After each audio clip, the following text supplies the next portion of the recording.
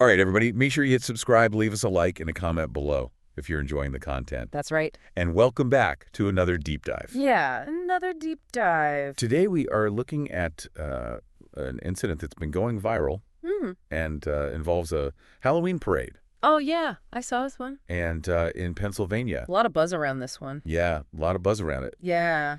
So we're going to kind of take a look and see what was going on here and what we can learn from it. I think it brings up a lot of really good points about free speech and acceptable speech. Yeah, I think so too. And, just decorum. Yeah, well, let's start with the facts. What happened? Yeah, so it was in Mount Pleasant, Pennsylvania. Okay. And they've been having this Halloween parade for about 70 years. So it's a long-standing tradition in this town. Yeah, so it's a tradition in this town. Okay. And this year, a float caused a lot of controversy. And basically, it was a golf cart that had a rifle mounted to the top of it. Okay. And a woman in chains, Right. dressed as Kamala Harris, walking behind it. Now, obviously, a lot of people had a lot of reactions to this. Yeah, it's provocative, to say the least. Yeah. I mean, you got to wonder what was going through their minds. Yeah, well, I mean, some people were, Trying to make a statement. saying it was free speech. Sure, yeah. But the fire department, who actually runs this parade, Okay. came out Put out a statement. and apologized They did. for allowing the float into the parade. So they weren't expecting it. Yeah, they're saying that they have a first-come, first-serve policy, Okay. and that this was, blindsided them, and that they might They're rethinking their policies. need to rethink their policies in the That's it. future. Yeah, that makes sense. Yeah, so a lot of groups had a lot of different reactions to this. Well, I imagine. I mean, you can imagine. Yeah. The NAACP came out pretty strongly I would assume so. against this, and calling it, a blatant display of violence and oppression and racism. Yeah.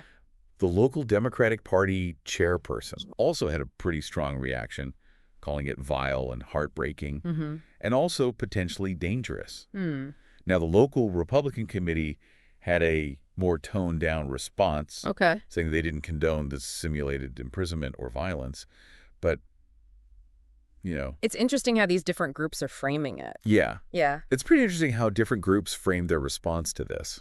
Because clearly there are very strong sentiments on all sides of this Yeah. issue. And it kind of reminds me of, when Trump was speaking in Arizona Okay. around the same time this happened. Yeah. And he made that comment about Liz Cheney facing a firing squad. Right. It seems like some people are drawing a line between this Oh, float and the comments that Trump made, Okay. saying that it's a trend of normalizing political violence. It's definitely a sensitive topic, and I think it's important to remember that words have power. Right. Even if something's intended as a joke, it can still have a real impact. Yeah. And, people are watching. Especially when you have a platform. Yeah, especially when you have a platform. Yeah. So what can we learn from all of this? Well, I think one of the biggest takeaways here is that we need to be mindful of the way we talk about politics.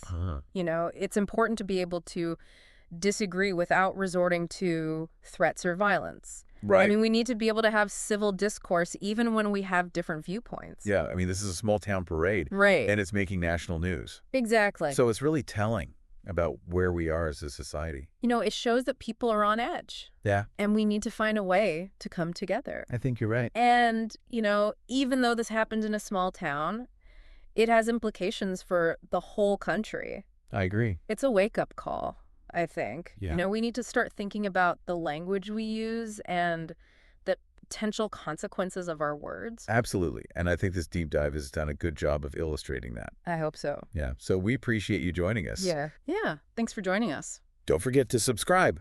Leave a like and a comment below telling us what you think about all of this. And we'll see you on the next deep dive. See ya.